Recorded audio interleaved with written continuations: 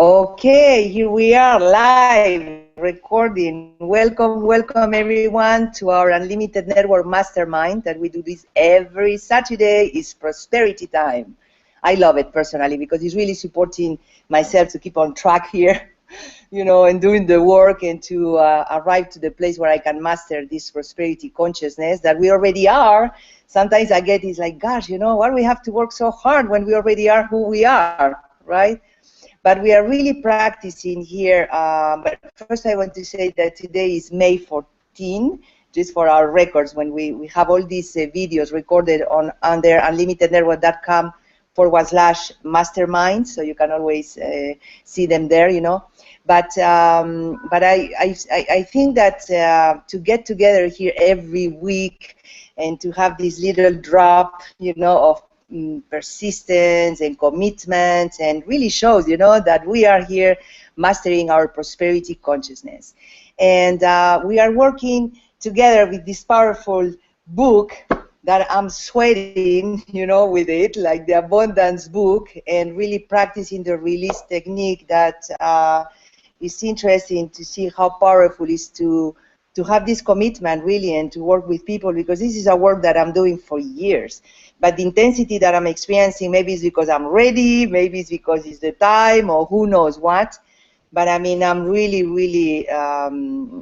seeing the power of releasing, It's like there is a sentence that says in the Course in Miracles that says, we are not here to create love or above release, to really let go all the conditioning and the misunderstandings and the concepts, that we have about being something that we are not, like struggle, effort, scarcity, fear, all these things that we are not. But it's our job to bring light or awareness to it, so then can dissolve in light, and then we can shine more from who we truly are without effort. So it's not that we have to make it, we don't have to create who we are. We already are, capital letters.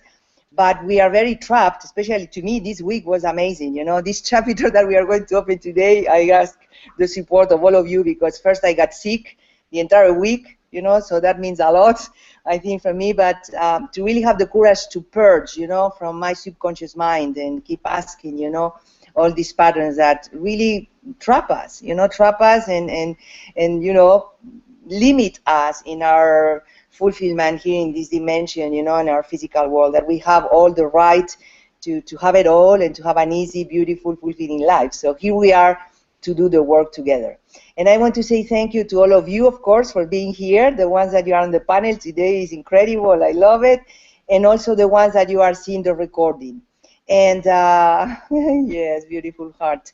And one thing that I want to say thank you, big thank you also, is to you, Arne, for holding the space, and for all of us here to do it, and to Doc Fran, that I think, to me, that the wisdom that you are offering us to really go for what is the liberation of our limitations here is very appreciated, for sure, from us. Thank you all for being here, and let's begin with the real work. One of the things that I like about our meetings every Saturday is, like, we don't only talk about it, it's like we really practice here, and that, I think, for me, is the difference between intellectualizing life, and being life, having the courage to embody, our higher frequency, and having the courage to face our dragons, and to, to love the situation, and to release all what is limiting us. So as soon as you are ready, Dr. Fran, here we are. For the ones that you have the book, we are going to start today with the chapter 12 and page 74. So welcome, Dr. Fran. Well, good morning. What a pleasure it is to be here this morning with everyone. And I don't know if we really need to do this chapter, Monica. I mean, do you know anybody that has a habit of beating themselves up at all? I mean, I've never observed that in myself. So, but I'll do my best to try and navigate this. And it really is one of the major things that we do. And we often say or train that, how did you feel when you were a child and you were constantly corrected by your teachers, your parents, your peers, your mother, your whatever, your aunts? and it made me feel small. It made me feel uncomfortable. It made me feel unhappy. And so why is it so pandemic that we spend the rest of our lives berating ourselves with negative self-talk?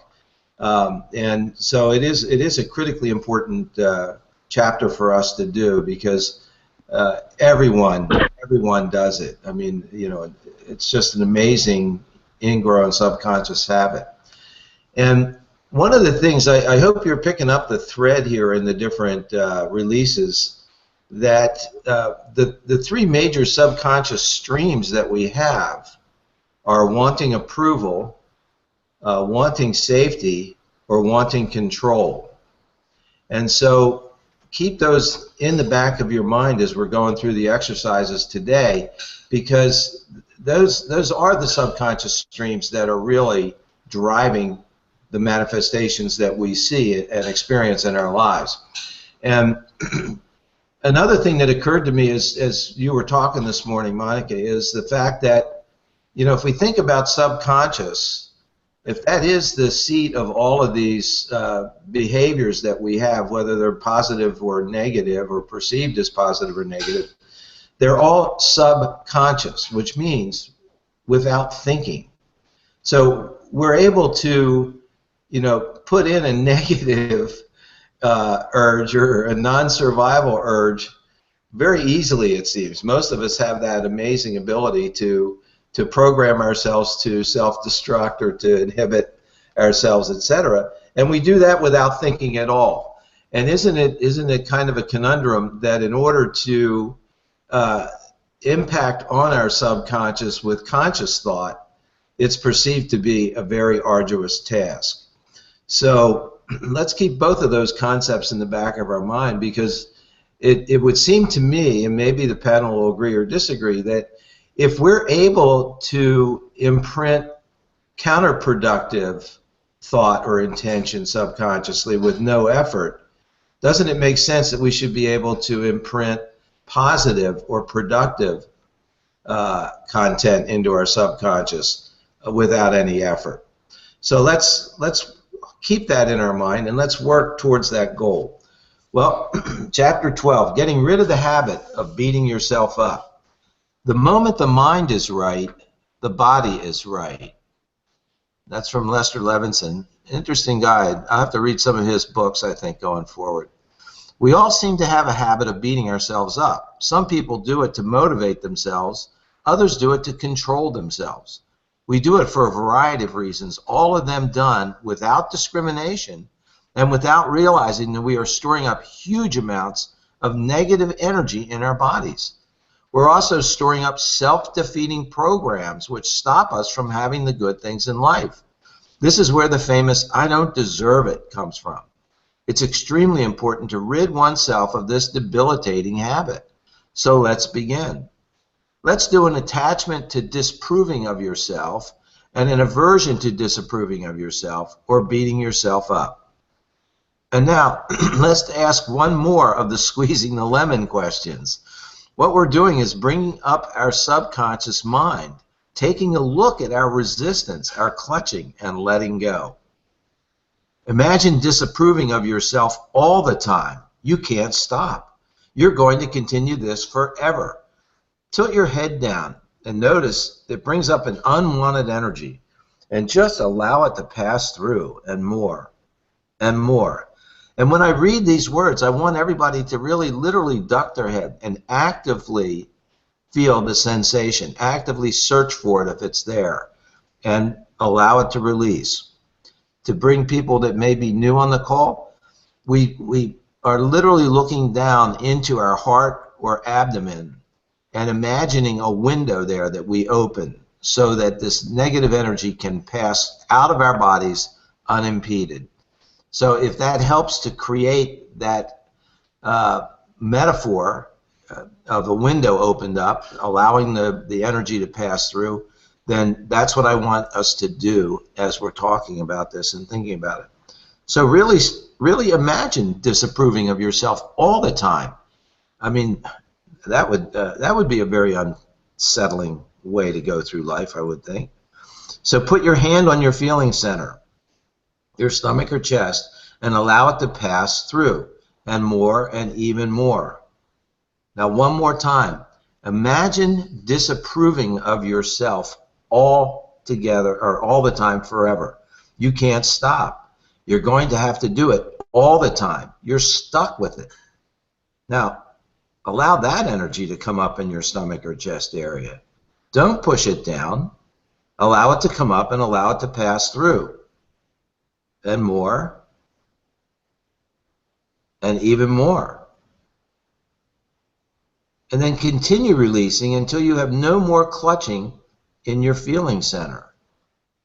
So consciously think. Imagine disapproving of yourself forever. Open that window. Let it pass. And now, could you let go of your entire aversion to disapproving of yourself? Release anything that's stopping you from saying yes. A clutching, a resistance in energy. Just allow that energy to come up and pass through. And more. And even more. And could you let go of your entire aversion to disapproving of yourself? Just allow that energy to come up and allow it to pass through. It's not good, it's not bad. It's just energy. It's just phenomenon. Now, you keep doing it until you can say yes 100%. In which case, that entire aversion is gone. And, you know, I want to point out, too, folks, that this is not something that necessarily happens instantly. You may have to repeat this, you know, a couple of times, 3 times a day for several weeks in order to really let things pass through. And we talked about all the different viewpoints that you can have. I mean, we may have one essential point that we're stuck on, and it can be triggered by literally an infinite way of viewpoints, an infinite number of viewpoints.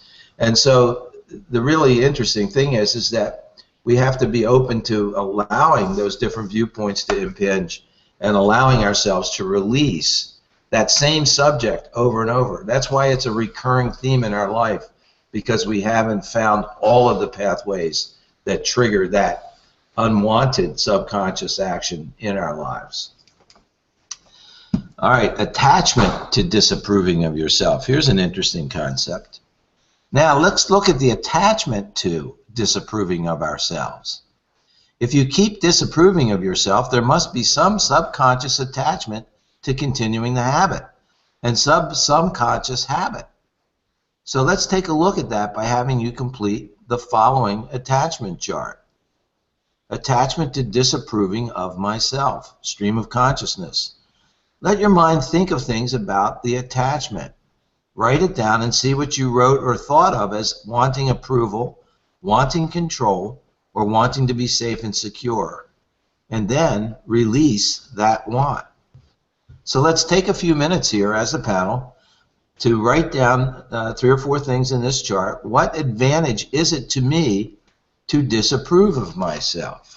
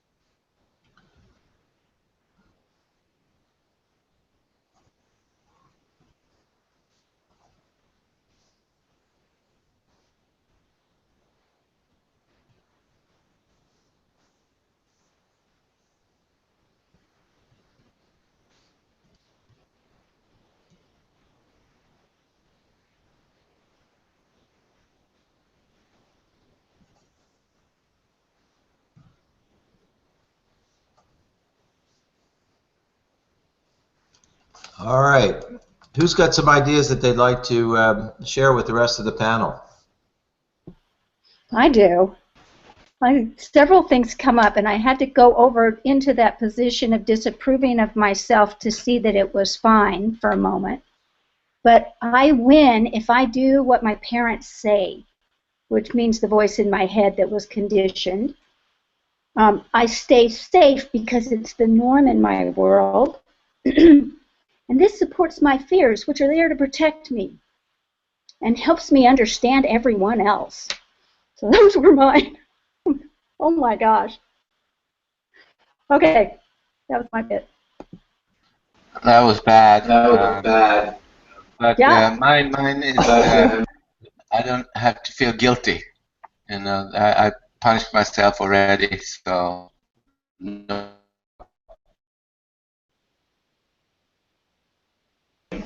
Yes, yes, we could hear you. Yes, yes, yes.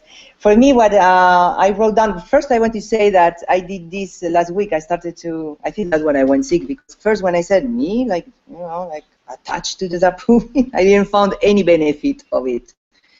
But the more I was coming in, you know, it's like, oh my gosh, okay. So I find, you know, something that I don't pass anyone. I don't pass anyone. So I stay, I belong, or something like that, to I suppose, to negativity or something. So I stay small, so I'm not alone. You know, at the end is the need of safety, I would say, you know, like to feel safer. I feel safer with other people, even if it's a bad thing, you know. And then for me, the attachment to disapproval is a way of, I don't know today, I don't know, but it's a way, or was a way of getting attention, even if something, you know, even if it was negative, but I mean, it was something, some attention. So I end up seeing what kind of need is this. At the end is need of approval, need of being seen, need of being loved, you know, something like that. So that's what I discovered. And that was like huge purge for me the entire week. So thank you.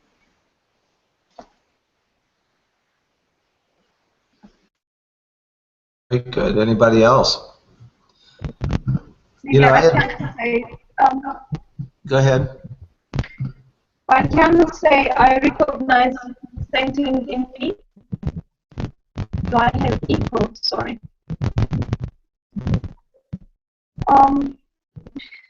When I disapprove myself, it's like when I was a child, my parents sometimes didn't like what I did, and I felt guilty when they expressed their dislike about my behavior. Even though it's not very pleasant feeling, still it reminds some fun feeling. And I don't know, when I disapprove myself, it sort of feels like at home, I guess. Not in a nice way, warm way at home, but it feels like a sort of safety. I don't know, I wish I find other ways to feel at home, but in a warmer way, by approving, loving myself, no matter what. Thank you. Well, I'll tell you, we really had some fabulous insights. Thank you, Burl. Thank you, Candace. And you know, it's interesting that you both used the word approval or disapproval in your comments. And isn't it interesting that as children particularly, we really aren't judgmental until we're taught to be judgmental. And so we have no reluctance or resistance to virtually any action. What we feel like doing on impulse, we do. And unless we garner either approval or disapproval from adults, then that action remains uncharged and probably not repeated. So it's interesting that this process of continually self-correcting or self-berating is really just an extension of being socialized as a, quote, socially acceptable human being. So a few of the things that I wrote down, it allows me to self-correct consciously. because I'm aware of it when I'm doing it. You know, I think all of us are. You know, boy, that was a stupid thing to say, or that was a stupid thing to do, Fran. And another thing that occurred to me is that it's a very insidious way of believing that it's your inner guidance system at work. Now, we know that our inner guidance system is a true spiritual state of mind that is infallible. It moves us always and correctly in the right direction. So isn't it interesting that we can consciously believe that by berating ourselves or self-talk or beating ourselves up, we're really just manifesting our inner guidance system at work in this realm. And it's another method by which the ego, and the more we study these things, the more I study these, it seems to me that it's amazing how continuously active on almost a continually counterproductive way our egos are at work in our lives. But it boosts your ego when you do that, and it boosts the control that your ego has over your behavior. It makes you feel human. And isn't it funny that we are all striving to become enlightened, which is to say to encounter, understand, and apply our spiritual awarenesses, and yet we subconsciously undermine our attempts at that effort by continually re-stimulating the humanness of our existence. So, and then one last thing, there is a protection mechanism. You know, it's very easy to say, if you don't try, you can't fail. So it does provide some measure of protection. Say, oh, well, that's not worth it. I'm not even going to try and do that. Or I can't do that, so I'm not even going to try and do it. So anytime that you put any resistance into your thinkingness on a conscious level, you're actually disapproving of yourself. You're actually inhibiting yourself. You're actually berating yourself. But we can make it seem almost palatable in the process, which is why it's so epidemic in our human existence. Anybody else have? I'd like to add one more thing. It's that I noticed when I answered, I was in a place of being about 4 years old. So sometimes that comes from such a younger place that it's really good to stay in tune with oneself, where they are. I remember when I, can you hear me? Yes. When I started to become a presenter, healer, or I started to show up in the world in front of groups of people. I was, first it was very small groups, like just a few people, and I was terrified. And it was that process of who are you? You know, don't be more than. So I was belittling myself, and making sure that I wasn't freeing myself from this belittling and disapproving and holding myself small, to breaking free from my prison. So I was. That fear was making me hold on to not expand, and then my wisdom and life pushed me anyway. So I got into situation, and it got more and more comfortable. But I remember how I was absolutely terrified at 30 years old in just showing up. So free. Need of security. Need of security, yeah. Need of belonging. Need of not shaking the boat or rocking the boat, or so. Yeah, it's been a big part. Well, you know, Arnie, thanks. And you know, it's really funny.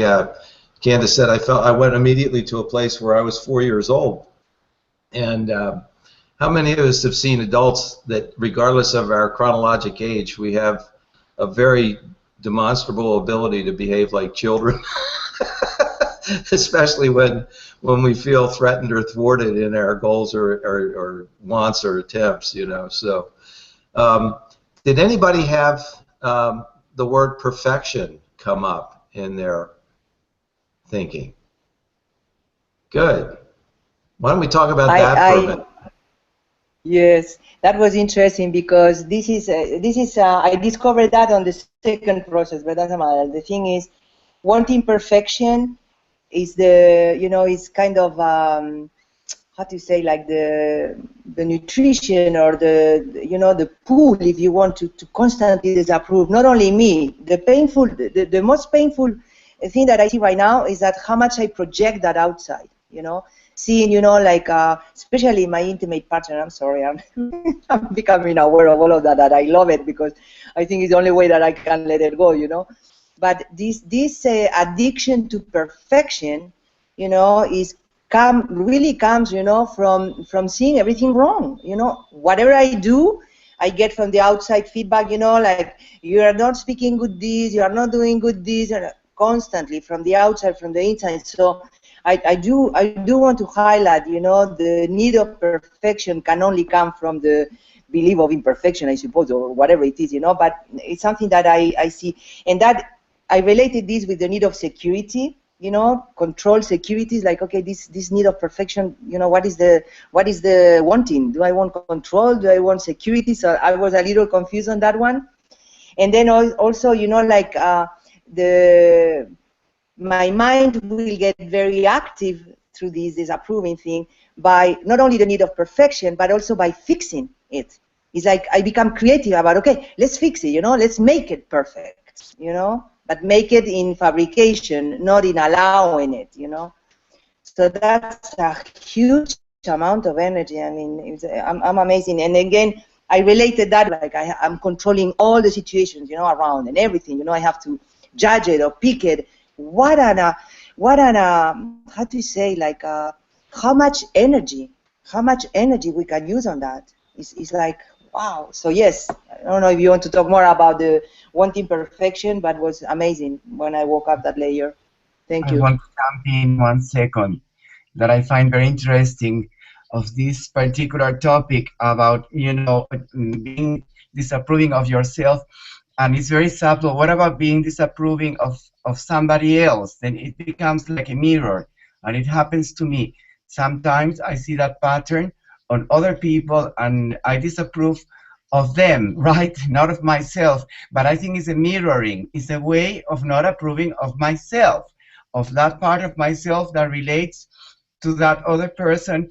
And it's easier to see the wrong in the other person and then becoming, of course, judgmental, and so it's very subtle, this whole topic, because you can disapprove of another person and be, of course, it's so wrong, and then somehow you're disapproving of yourself. And, and also it's very easy to fall in the victimhood, in this disapproving thing, and it's happened to me these last weeks. It's like, oh my God, what's going on? Monica, you were ill. I was also going through a lot, and I related a lot to your condition, but then I also saw myself. It's so easy to fall right now in a moment of my life that is so crucial and it's fantastic. I have looked for this moment, and then I don't approve of this moment. I got it, and then suddenly I fall into the victimhood, like capital letters, like, oh my God, what am I doing here? What's going on? And what is this situation? And totally falling into victim and trying to find for protection in capital letters. Because what I really find is that this work, Dr. Fran, that you put us in this incredible book is so intense that if you really do it, you really so much that you get sick, like you, Monica, or you get, I felt stranded in Ciudadela, like this person who took care of me left suddenly. I felt stranded, this is where I want to be, and I feel stranded here, and it was like, oh, this is so funny. And I realized before today the mastermind, this is the whole work of the releasing. You know, we're releasing so much since we began this book. I think almost like a month and a half or 2 months. My God, you know what's going on. So it's great. It's you know, it's happening with capital letters. But to me, it's very subtle to see this thing, the wrong and the aversion and what I don't like in the other person as a way to hide it, and you know, and not to see it in myself, which is very comfortable, you know. Yeah, like you said, I love it. Not only comfortable, very entertaining. Like to me, it's like non-stop, you know, like da. And this week, something that I think I grow up on, or I am more aware of the capacity that we have. I think all of us, but for sure I have, to be very compassionate with that Monica, with that aspect, you know, of me, that is approving Thana. I was reading the book here and there, even sweating with fever and all that stuff. It's like, gosh, you know, because I don't know, I think I was not afraid, but respect, you know, I was very respectful to this topic, because I knew in the chapters that we read before, everything was pointing towards need of approval, remember? So it's like, oh my gosh, that chapter is going to be like whatever, and it's true that, you know, to realize and to be compassionate with, like this week I had a very beautiful moment even with Arne, you know, recognizing, and I'm sorry, not from a guilty perspective, you know, but from a compassionate understanding, you know, that my ego, you know, the aspect of me that thinks that is not God, is not divine, let's say, you know, is so committed, you know, to picky faults or whatever in such an activity. So to be very compassionate, you know, I love when you were saying, Dr. Frank, before about, you know, open the window. To me, what I felt when we were just exploring, you know, the disapproval thing, advantage or whatever, is like I felt, you know, the space of permission for the pattern, you know, instead of beating up pattern, you know, like it's something that I really realized during the week, you know, let's be gentle with this, you know, because this is the opportunity to be more free, you know. So thank you, ego, in quote, you are doing great, but I don't need you anymore, you know, something like that, you know. So it's interesting to be gentle, I would say, in the journal. And like you say, Thelio, this is, you know, like conditioning our DNA, you know, we are really going deep here. So thank you. I have a question to you, Doc, Fran. So you started off here today that maybe the process can be easy, and so what about the when we are purging, that we are experiencing a struggle with it? Is that a part of the process, or is that a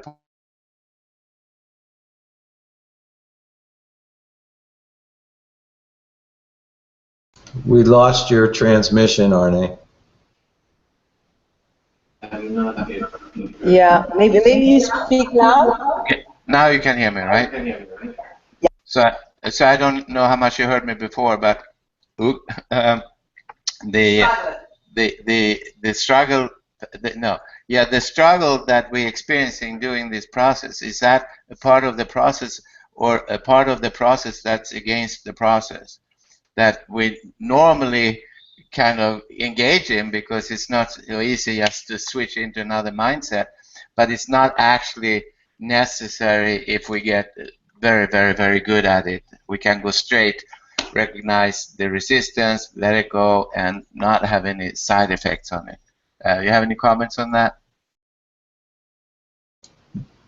Yeah, you're on the point of the needle in terms of the conundrum. And in my observation, would it make sense to people, and the reason that I brought up the idea of perfection is that, again, is a pervasive behavior trait in people that I observe myself, etc.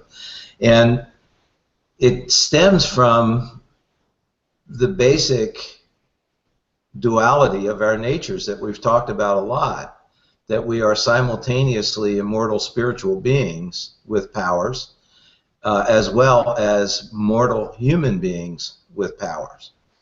And so if we scratch the surface on perfection, we of course come to a common thread in most people in all religions, is that the only perfection lies in God or Source. And so part of our drive for perfection is the innate knowingness that we are in fact God, that we have God in us, and we should be perfect. However, we have this illusion of being separated from Source because we're human. So therefore, we can't be perfect, we can't be pure spiritual beingness, because we're in this millstone that we call our physical form, our physical body. So this is a constant internal battle, and it manifests in our behavior, and it manifests, as Arnie's pointing out, is the struggle part of the journey? And the struggle is the journey, and it is right on the point of the spear. Where do we find that balance? And does it make sense to you guys that it would be the point of the spear at which we are balancing to find that path where we can feel wholly human and wholly spiritual comfortably simultaneously? Thank you, Doc Frank. I love it.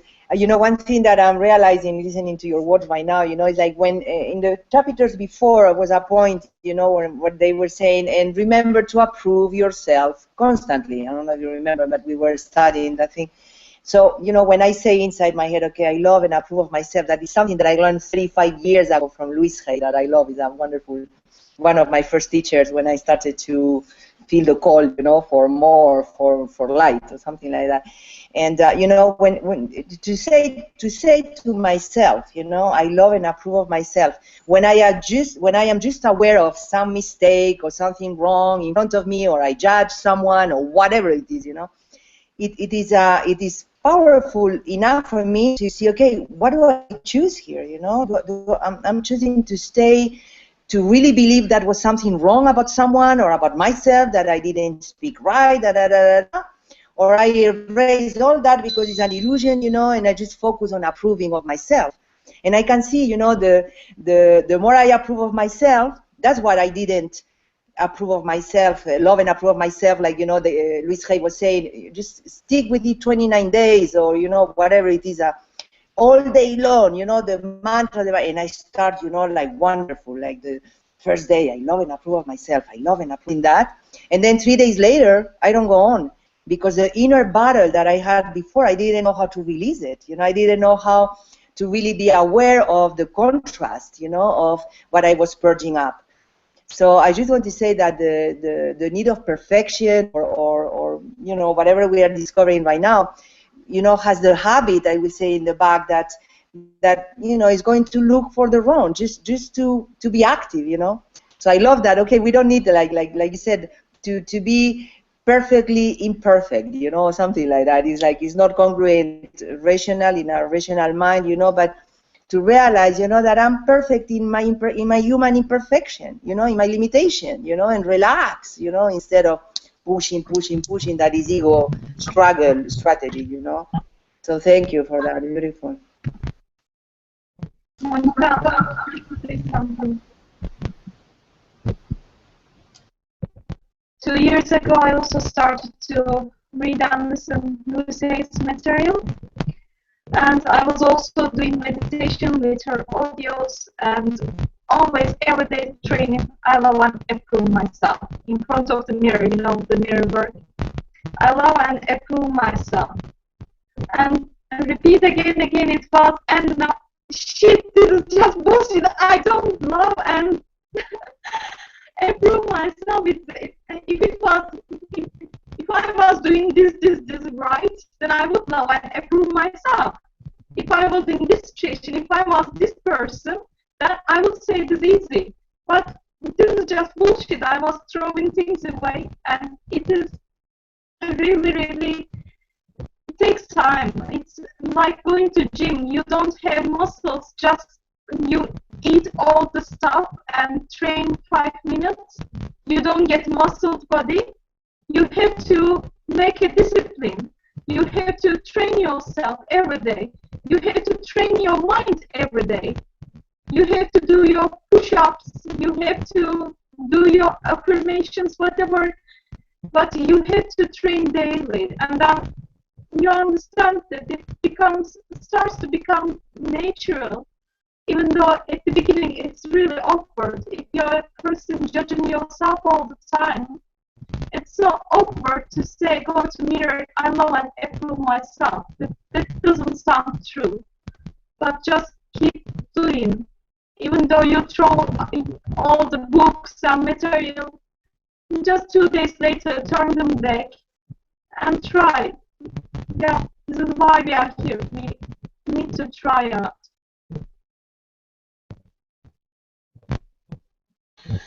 I think that this book is just perfect for that. That we think we have to work hard in the affirmations and this every day, creative questions every day, and really make it an exercise until we get into the place where we have no more resistance. And the way we get in no more resistance is that we accept. So the release technique is all about accepting what it is, everything, everything, even imperfections. The ultimate perfection, from my point of view, is when we think that imperfection is perfect, that there is no imperfection to reach to, there is imperfection to release, there is no perfection to arrive to. That is perfection. So there is no correction. The only correction is to think that there is a correction. And once we're free from that, then we live in love. Then I've seen some saints, live in life, and the only thing they do, they shine in light and love everybody. And yes, but they have no thought of I don't like that, or that's bad, or something like that. Doesn't mean that they can't have ideas of building something, but they have no judgments around it, nothing to release. Well, this is so fascinating and so enlightening. I mean, the insights that all of you are sharing are invaluable in the actual successful application of this chapter to our lives. So I'm just thrilled to be a part of this. It's interesting. Do you think it was an accident that love came up now as a topic, as an urge, as a consideration? And we know from many of the aphorisms of life and from many of the religious teachings that love is the greatest essential truth on the planet, that God is love in the universe, in all eternity. And so maybe it makes it easier if we look at what Lawrence Crane is pointing here out to us. These urges that we have, these subconscious urges of wanting approval, wanting control, wanting security or safety, are really three viewpoints or vectors leading to the primary urge of all people is just to be loved. They want to be loved by other people. They want to be loved by God. We really want to be loved by ourselves. And again, because we have an intrinsic awareness of our imperfections, it inhibits us from feeling pure love for ourselves. And if we can't feel pure love for ourselves, how can we ever possibly feel love for someone external to ourselves?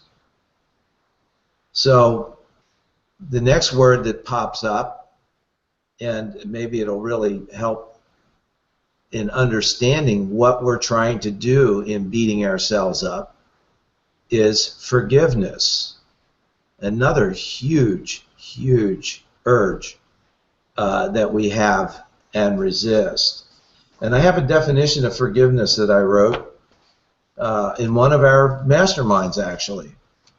So I'm going to put it back out here so that it's in our background thinking again as we move forward and continue on with our process for today. And forgiveness is the state of mind that recognizes that all events in your life are expressions of God's pure love, divine love. And inherent in that would be if everything that happens to you, through you, by you, for you, is pure love, is there really anything to forgive? All right. Any comment on that, or do we want to just move on to what disadvantages do we have in disapproving of ourselves? I had a thought there that the forgiveness, if we see no imperfection, then forgiveness is, let's see what I was thinking, it's not needed, and it's there is no fault, there is no wrong.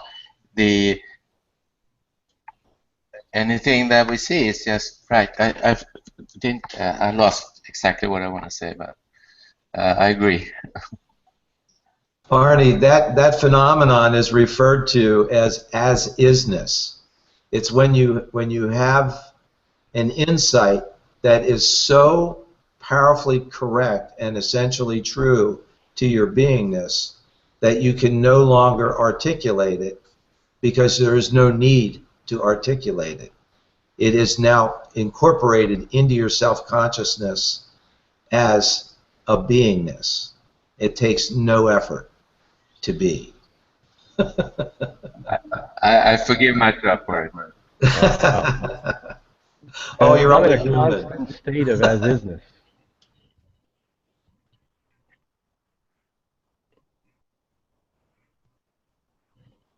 Doc, I'd like to say something real quick. Am I coming through here? Yes, you are. Oh, thanks. I think an amazing thing, an important thing that was stated there is about liking yourself and liking other people or other things. I think it's totally impossible to move forward in life, to get any satisfaction, to enjoy yourself and others if you don't like yourself.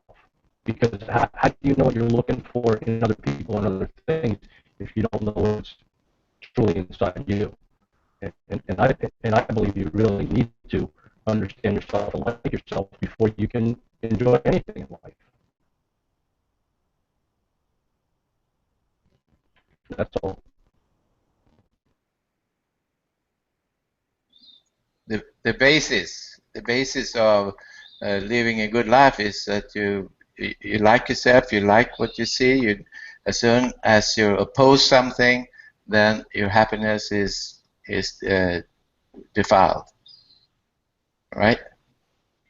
Yeah, I think it's huge. Jay, I'm sorry, I had a very difficult time hearing what you're saying because your microphone was cracking and breaking up the whole time, and I'm really disappointed at that because you tend to be one of our panelists who speaks infrequently, and yet when you speak, it's always profound. So I feel I missed out on something, some pearl of wisdom here. So I'll have to listen to the replay and see if I can hear it any clearer. Bend your neck and open the window. And more. And more. Well, I'm going to stop up and see you this week anyway, so I'll explain it to you in depth.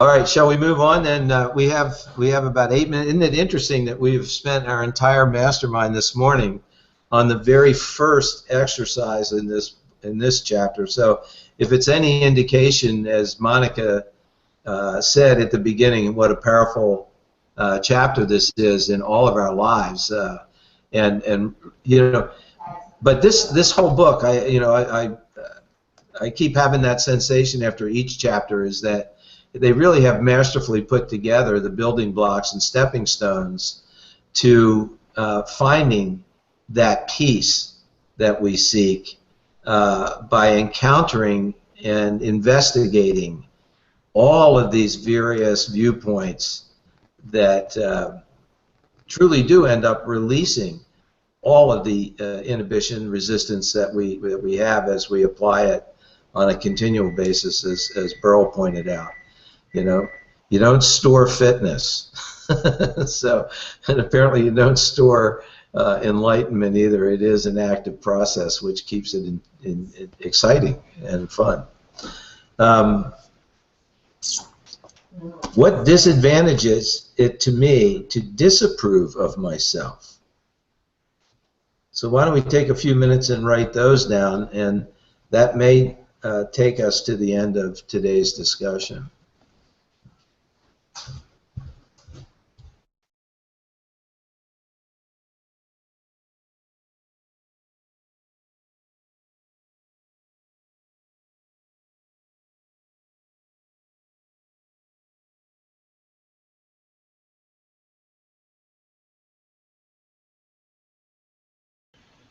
Doc Frank, can you say the sentence again? What disadvantage is it to me to disapprove of myself? How do I harm myself by disapproving of myself?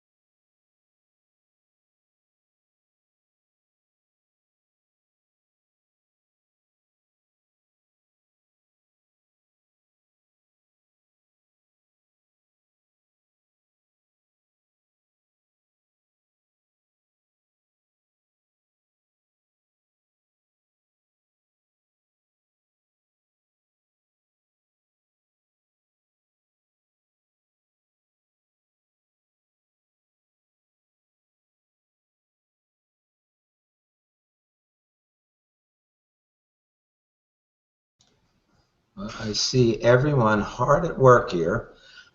Is anybody ready to share some of their insights?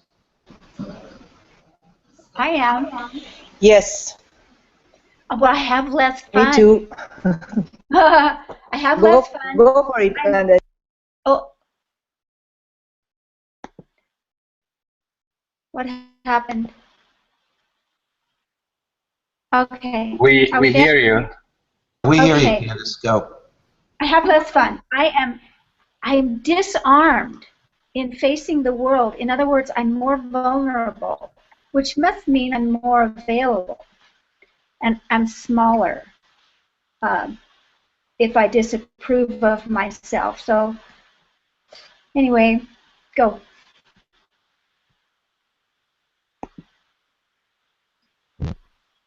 Maybe I would say. Okay, so what I discovered, thank you, Candace.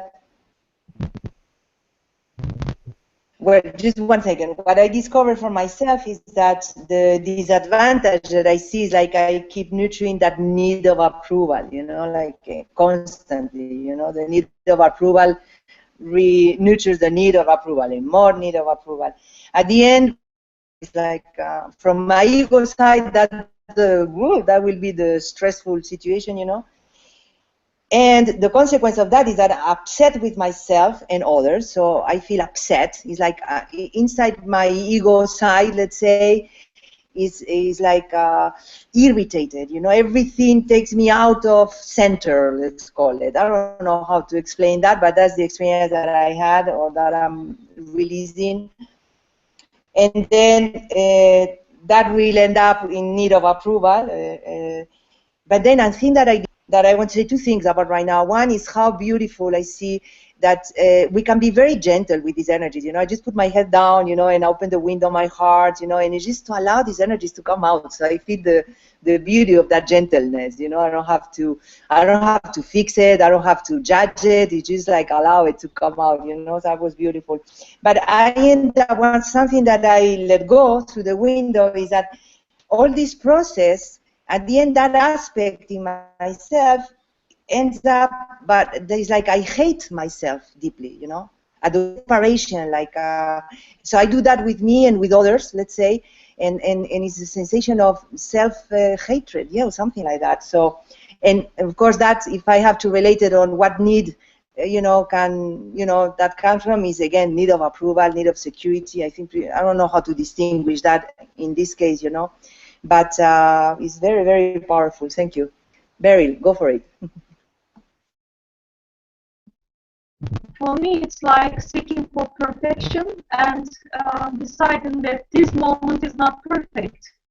This moment I'm not perfect. This moment my conditions are not perfect. And an illusion in my mind, there will be in future a perfect day where I'm perfect, I'm acting perfect, and my surrounding is perfect, and always postponing enjoyment, living, really enjoying the moment, always postponing.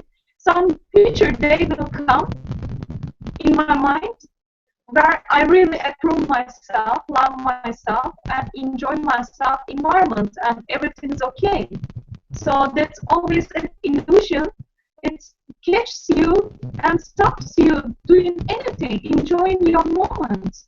Disapproving myself is missing the day, missing all opportunities, and also maybe I've done something and I disapprove myself later. I miss opportunities there because even it didn't go in the way that I wished to, still there might be something important there. But if I disapprove, I'm close to understand it. I'm close to find the seeds of wonderful things might come inside of the situation, whatever it is. I really wish we all find ways to approve ourselves a little bit more at least.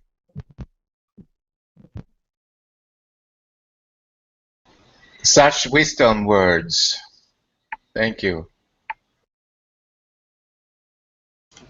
Well, this is really great.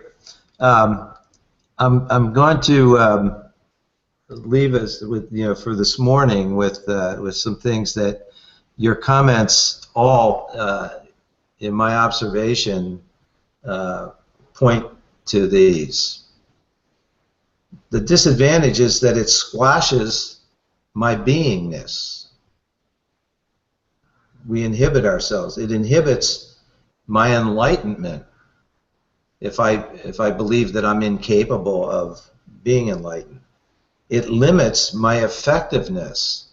As Arnie pointed out, suddenly you become conscious of your position as a healer in his case, and an obvious manifestation of the effectiveness of his healing, and he suddenly gets introverted on that and begins to doubt because he's not a perfect healer. He knows that, but these people obviously don't.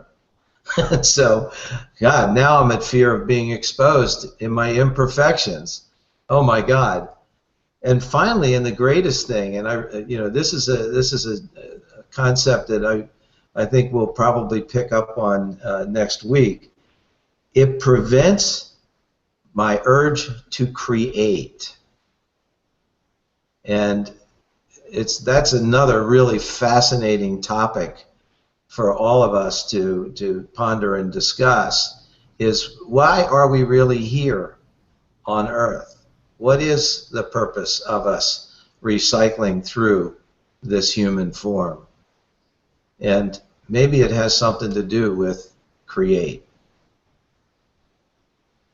Back to you, Monica.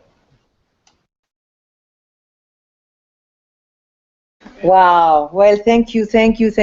I mean, these are, it's just like how powerful and how supportive it is to get together, you know, like-minded people like this, committed to truth and to express, you know, our discoveries and explorations. And I mean, I feel very, I don't know, from humble to empowered, you know, like, yes, you know, we are doing a great job here, and it's a matter of supporting our own journey, and we are doing it. So thank you so much, everyone, for being here with us. We are at the end of our time, and what I would suggest, Dr. I don't know what you think, but I would say, like, you know, to keep working on this during the week, continue with this chapter, or we jump to the chapter 13. What do you think, Dr. Fran? Just to make sure.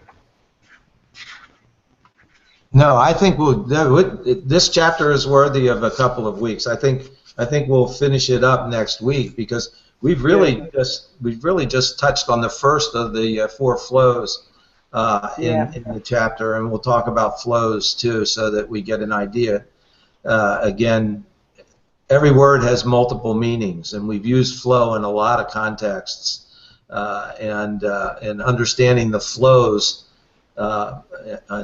Interpersonal relationships and interpersonal behaviors is an important key as well. So we have a lot of enlightenment that we can gain just from spending some more time in this chapter. Monica, can I add one thing here real quick? Beautiful. Yes. You know, this is, you know, we're all talking about self-talk and positive self-talk and negative self-talk here. And something I learned, and I know you guys have all heard it and experienced it. And I think one of the important things is that we focus, even, you know, when we're talking to ourselves, because we all do it, and so we're all crazy, I guess. But focusing on what you can accomplish, not what I'm going to screw up or what I can't accomplish. And if you just, you know, think in that end, and, you know, hey, I'm going to do this, oh, how many ways can I screw up, how many ways can I ruin this, oh, what's not going to happen. If you just think of what could possibly happen, and just keep that thought in your mind, and even if it's like the doctor was saying about, like, he's not going to heal everybody, he's not going to help everybody. Hey, Jay, hold on. Can push your microphone, your headset thing into the computer. I think you're not, but push the connector into your computer, because I think it may not be all the way in. Is that any better? How's that? Yeah, does that sound better to the others too? Okay, good. Okay, yeah, I don't know. I guess it's not a good connection here. So you didn't hear what I said, is what you're saying? I don't hear anything, so I don't know if anybody's hearing me now. Yeah. We can hear you much better now, okay. Jay. What I was saying was that, you know, we're talking about a lot of self-talk, negative, positive, and you know, I learned a long time ago, although I'm guilty of doing the opposite a lot of times, is if in that self-talk or in whatever we're doing or whatever we're trying to achieve, a lot of times we focus on what's not going to happen, or what's going to happen wrong, or how is this going to mess up. And if we just take that little aspect of what can happen right, what can we do that's going to come good out of this? You know, Doc was saying how, you know, Arnie's a great doctor, but everybody doesn't know that, or he's not going to heal everybody, or he's not going to help everybody, or the best plan is not going to help everyone, but focus on who it's going to help and how it's going to improve and what the good end of it is, as opposed to what can I screw up. You know, unless you're jumping into a fire and into a dangerous situation and putting yourself at risk. But any endeavor that you take on, you know, Doc, you know, I've been guilty of this, and we sit down and we talk, and it's like, yeah, but you know, and this, how, okay, what if it does work? What if we don't do 1/10 of what we're going to, but we do something? And, you know, it's that joke of the starfish on the beach, and I know we've all heard it, where the guy's walking down the beach and there's a million starfish washed up on shore. And the guy throws one back in the ocean. He goes, well, what do you think? What good did that do? He goes, well, it did good for that starfish. You know, I'm not going to get all million of them, but I can help a few. So if we always just look on the positive side of it, I think, you know, we can just have a better future. Mm-hmm. Thank you. Thank you so much, Jay. We could hear a little better now. So next time, I think just to plug it in more. But thank you, everyone. We are a little past time here. But before we go, I just would like to let you know, all of you, that in 20 minutes from now we are going to have an info call about the intensive of unlimited breath that we are organizing, putting together Arne, John Royal, and I here in Costa Rica. So go to Facebook if you feel curious about it, because we are going to talk about how that can support our journey too, and will be beautiful to have all of you there, of course. But thank you so much for being here all together, for your commitment, for your, keep going even, when it doesn't feel so good. And like you were saying right now, Jade, to have more space, I will say, it becomes easier and easier. I think the more free we are, to really focus on the better outcome, possible outcome, in any situation. But I think that right now, if we can, like empower each other here, inspire each other, that it's okay to purge, to stir the pot, during next week. Again, this approval pattern that for me was incredible. I hope to spend next week more, physically, let's say, more healthy. I think I purged a lot last week, like sweating, and, like my body was all these things, coming out. So be patient with yourself, very gentle. I will say we are really touching powerful topics here, and I hope to see you next Saturday. That will be May 21st already, and I wish for all of you a wonderful, let's call it, releasing week. Okay? Thank you, everyone. Thank you. That was beautiful. Thank you. Thank you, everybody. Thank you. Wonderful talk.